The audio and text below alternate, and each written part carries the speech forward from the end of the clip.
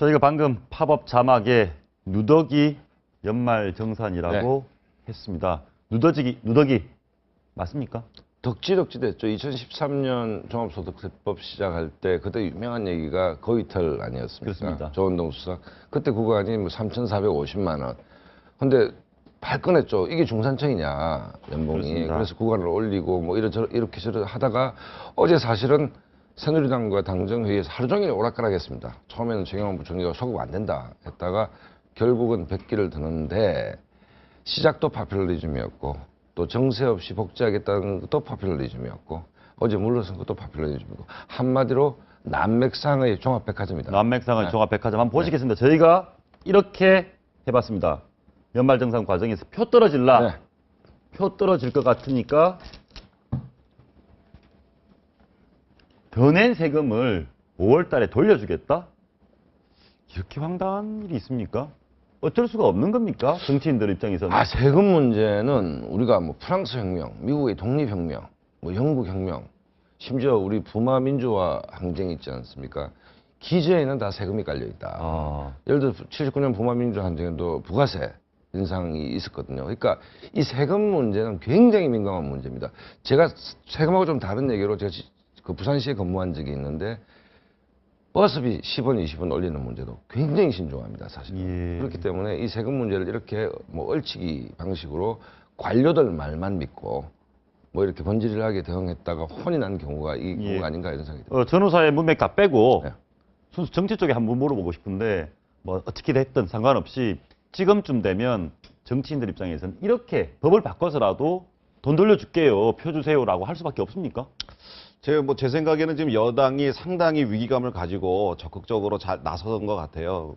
지금 어쨌든 정부에서 추진한 정책이었잖아요. 그런데 이제 여당과 야당이 사실은 정부의 어떤 의지나 뜻을 좀 이렇게 받아들여서 국회에서 좀 쉽게 통과시켜준 부분이 있죠. 뭐 좀 더 면밀하게 국회에서 좀 했었으면 좋았는데 그걸 못했던 것 같은데 뭐 뒤늦게라도 이렇게 나서서 어떤 국민 여론을 받아들여서 정부의 강력한 압력을 행사해가지고 정책을 좀 국민 편에서 국민 입장에서 이제 좀 바라보고 그렇게 좀 수정한 거에 대해서는 굉장히 높게 평가할 것 같고요.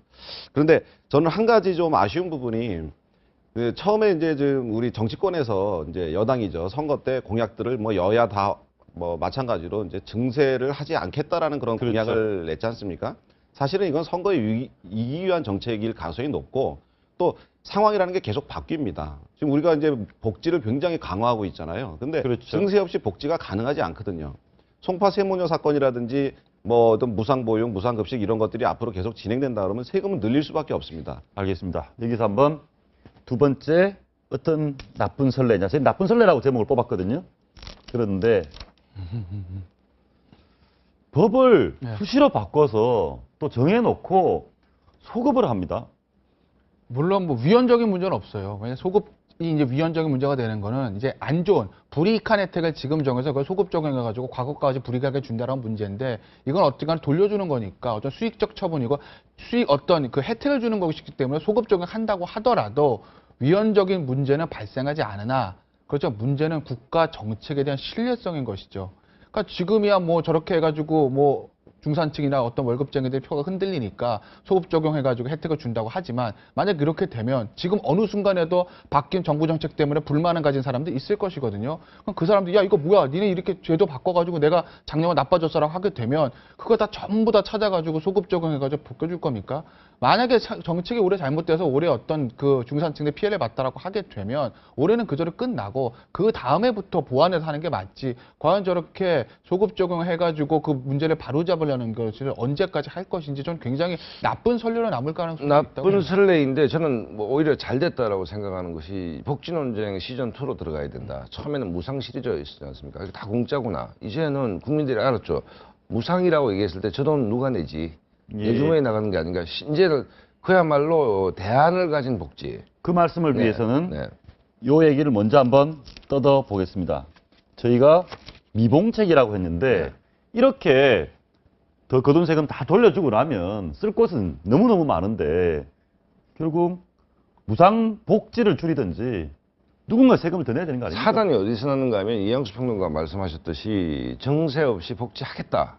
대통령께서는 취임 이후에도 끝까지 이 도구마에 다음 얘기까지 지금 예, 뜯고 그렇죠. 말씀드리겠습니다. 이 도구마에 갇히니까 거짓말이 들통났습니다. 세수는 정대돼야 될 거 아닙니까? 그럼 어느 수준에 나오냐? 예를 들어서 저도 담배를 좋아합니다만 담배값을 올린 것이 담배 피우는 그 애연가 입장에서는 이게 국민 건강을 위한 건지 꼼수 정세인지 예. 잘 이해가 안 되는 부분이 있거든요.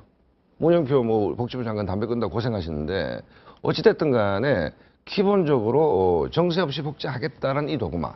예. 대통령 국마에도 135조 정도가 들어갔는데 이 돈을 어디서 갈 거냐. 예. 이건 여야가 할 거 없다. 아까 이양수 평론 정확한 지적한 게 지난번 대선에서 경쟁적으로 무상복지 시리즈를 서로 했지 않습니까? 그렇습니다. 이제 국민들은 이게 내 주머니에서 나갈겠구나. 오늘 저녁 제가 사겠습니다. 해가 식당에 갔습니다.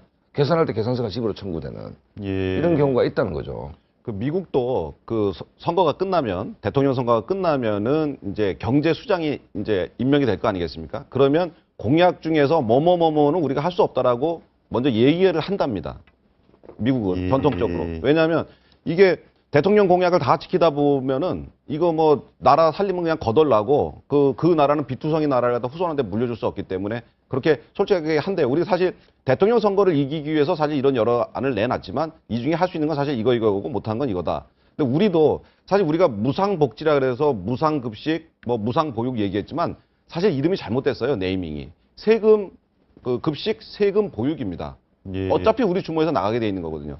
그거에 대해서 세금 보육? 예. 네, 세금 보육, 세금 급식으로 바뀌어야 돼요. 어차피 이거를 우리 주머니에서 나가는 거기 때문에. 근데 이제 중요한 건 뭐냐면 국민들한테 이걸 소구상에 알리고 설득하고 자 이제는 증세가 필요하다고 이야기해야 됩니다.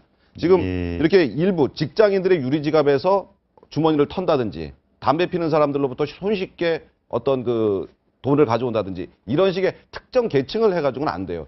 전체 소득세, 법인세 이걸 해서 증세를 지금 논의해서 앞으로 올해 그러니까 작년 세수 결손이 12조입니다. 예. 매년 이렇게 되면은 매년 국채 발행해갖고 우리나라 적자 나라 만들 수는 없지 않습니까? 국민들께서도 이제 증세가 올 것이다라고 하는 걸 이제 받아들여야 됩니다. 받아들이시고 증세하면 무조건 뭐 어떤 반정부 뭐 이렇게 생각할 게 아니고 우리 어차피 그 의료, 교육 이런 식으로 해서 우리한테 다시 돌아오는 거기 때문에 돈 가진 사람들이 좀 더 많이 내고 돈 없는 사람들은 그런 걸 좀 받고 그 혜택을 국가로부터 받고 이런 시대에 대비해야 될 것 같습니다. 아니 그러니까 그 총론적으로는 많은데 우리가 뭐 이 표현을 적어서 안 좋은데 악마는 디테일 속에 있다. 더 걷자 그러면 누구한테 얼마를 더 걷느냐의 문제가 본질인 거죠. 디테일하게. 그렇습니다. 그러면 소득구가 문제가 되지 않습니까? 그다음에 야당이 얘기하는 부자 정세 문제. 이 문제도 새누리당이 답을 해야 되는 것이죠. 그렇죠. 오바마가 상위 1%한테 지금 공세적으로 이제 세금을 더 걷겠다 하는 거 아닙니까? 그렇다고 본다면 정세가 필요하다. 근데 정세가 예를 들어서 10조가 필요하다. 10조를 누구 주머니에서 김태현 변호사 주머니에서? 주머니에 나오냐 내 주머니에 나오냐 민감한 문제 아닙니까? 이런 질문 한번 들어보겠습니다. 지금 표 떨어질라 나쁜 설레 거짓말이 들통났고 네. 미봉책이었다. 복지를 줄이든지 이 네 가지 중에 우리나라 사회에 가장 나쁜 영향을 끼치는 건 뭡니까? 뭐라고 보십니까? 다죠. 다입니까? 다가 맞물려 있는 것이죠. 다 일종의 맞물렸다. 포퓰리즘이죠. 저는 마지막 건 같아요. 미봉. 미봉책. 왜냐하면 결국에는 사실 지난 총선 대선 때는 증세 없이 복지하겠다. 이거 가지고 사실은 여야가 어떻게 보면 선거를 치른 건데 예. 저는 다음 총선 대선 내년이잖아요. 총선이 다시 한번 저 문제가 가장 큰 어떤 아젠다로 떠오를 가능성이 있다는 것이죠. 왜냐하면 사실은 그 정부 여당 측에서도 저게 무상복지 줄이고 딴세로 증세를 하든 둘 중에 하나 선택해야 되는 시점에 왔고 그러면 그거를 과연 국민들에게 이제 무상복지 안 합니다를 하든지 아니면 증세할 겁니다. 증세하게 되면 법인세를 올릴 겁니까? 아니면 소득세를 올릴 거면 그 얘기를 해야 되는데 과연 지금 정부와 여당이 다음 총선 앞두고 과감하게 그 얘기를 할 수 있을 것이냐. 야당은 또 숨을 거예요. 어차피 본인들은 집권 세력이 아니기 때문에 야당은 보나마나 뭐 법인세 인상에 부자 증세 얘기 계속 하고 나올 겁니다. 그랬을 때 이제 정부 여당이 어떤 식으로 다음 총선 대선을 치룰까. 저는 그게 아마 관건이 아니겠는가 싶습니다. 알겠습니다. 그 얘기에서 그러면 이번 파동이 박근혜 대통령 지지율에도 나쁜 영향을 줬다라고 보십니까? 아, 그렇죠. 굉장히 이게 안 좋다고 생각하는 게 우리가 그날 스탠딩 티타임을 했지 않습니까? 그렇습니다. 대통령이 네, 서서 그날 장관들과 최경환 부총리와 대통령의 그 담소 과정을 보면 국민들한테 잘 설득을 하세요. 예. 오늘 좀 열심히 설득하고 왔습니다. 이 장면이 나오거든요. 대통령께서도 사태의 본질을 정확히 그 시점까지도 이해 못했을 수도 있다. 그걸 그러니까 정확히 설명만 좀 부총리가 나가서 몇 마디 하면 이해해줄 줄 알았다. 이해해줄 줄 예. 알았다는 거죠. 그렇다라고 본다면 국민들의 실망감이 분명히 여기에 반영됐을 수가 있다. 이게 초대형 악재인데 그나마 표에 민감한 새누리당이 압박을 해서 이 정도에서 정리된 게 그나마 다행 아닌가 이런 이 생각이 정도면 정리됐다. 저는 한 가지 좀 덧붙이고 싶은 게 우리나라 공무원 사회, 우리나라 관료 사회가 상당히 굉장한 엘리트 집단입니다. 예. 어떤 시험을 거치고 그다음에 수년간 법을 공부하고 실제로 그걸 집행하고 일하면서 엄청난 엘리트 집단인데 과거에 대통령한테도 노할 수 있는 사람이 바로 예산실장이었습니다. 근데 지금 그런 어떤 분위기나 기류가 사라졌어요. 대통령이 어떤 자기 정치적 입지를 위해서 뭘 하자고 해도 노할 수 있는 게 장관도 아니었습니다. 차관도 아니었고 예산실장한테 그 권한을 줬었습니다. 근데 이게 노무현 정권 때 사실은 그 젊은 행정관 비서관들이 아주 강력하게 어떤 인적 쇄신 공무원들한테 압력 넣으면서 그런 기조가 무너진 게 너무 지금 안타깝거든요. 근데 예. 아까 말씀하신 대로 법을 이렇게 수시로 바꿔서 적용하고 하는 것들 이런 것들은 공무원들이 소신 있게 행동하지 못해서 그런 거거든요. 정치권이나 청와대에서 뭐가 내려오더라도 공무원들이 이거는 나라를 위해서 아니다. 이건 나라를 위해서 해야 된다라고 좀 중심을 잡아줬으면 우리나라 관료 사회가 이 전문가 집단이 중심을 잡아주면 정치적 논리에 의해서 휘둘리는 일은 상당히 줄어들 것입니다. 이거 하나 물어보겠습니다. 둘 중에 하나 골라주십시오. 무상복지를 줄이는 게 대한민국을 위해서 바람직합니까? 지금 현재로 봤을 때. 아니면 부자 증세가 됐건 뭔가 어느 다른 곳에서 세금을 더 걷는 방안을 찾는 게 더 좋겠습니까? 저는 파퓰리즘적 무상 시리즈는 저는 명백히 반대한다. 그러니까 역설적으로 어제 저녁 자리에서 이번에 가장 혜택 보는 사람이 오세훈이다. 선구자였다. 이 무상이 이 위험성을 내포하고 있는 걸 미리 얘기했지 않느냐. 무상의 위험성을 그러네요. 그렇지 않습니까? 그래서 정치적으로는 오세훈 전 시장이 가장 덕을 봤다. 자기 몸을 한 몸 던지면서도 이 재앙을 미리 예고했기 때문에 선지자적 측면도 있다. 어떤 분이 그러는데 전혀 틀린 얘기는 아니다. 이제 무상 얘기는 끝을 내야죠. 끝을 내야 되는 것이고 국민들도 알아차리는 게 지난번 지방자치선거에서 김상곤 후보가 무상 버스 얘기했을 때 이미 반발이 나오기 시작했고 웃어버렸죠. 그렇기 때문에 다시는 이런 혹세무민하는 공짜 시리즈는 국민들한테 안 통한다. 저희가 결정할 일은 아니지만 마지막으로 그거 하나만 더 보겠습니다. 무상복지를 조금 줄인다고 했을 때 과도한 부분은 그래도 어딘가에서 세금을 내년, 내후년 조금씩은 더 받아야 되는데 어디서 걷어야 됩니까? 법인세입니까? 아니면 부자입니까? 그 문제는 국민적 합의가 필요한 것이고 예를 들어서 법인세를 더 걷었을 때 정세 효과가 있는지 없는지도 봐야 되는 것이거든요.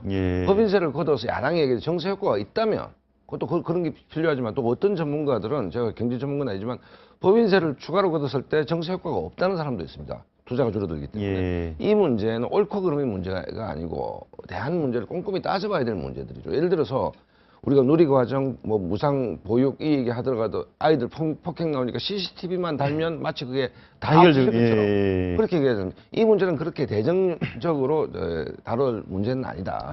그렇기 때문에 본질적으로 공이 국회에 넘어가는 것이죠. 국회에서 연구하고 토론하고 국민적 합의를 이끌어내는 데가 국회이기 때문에 아까 공무원 말씀하셨는데 국회가 제 기능을 한다면 이런 무상 경쟁을 하지 않게 되는 것이고 정교한 플랜을 갖고 그다음 국회 역할은 그 안을 국민을 설득을 해야 되는 것이죠. 당신 이현우 부장님 주머니에서 10만 원이 더 나갑니다. 동의를 했을 때 저항이 없는 것이죠.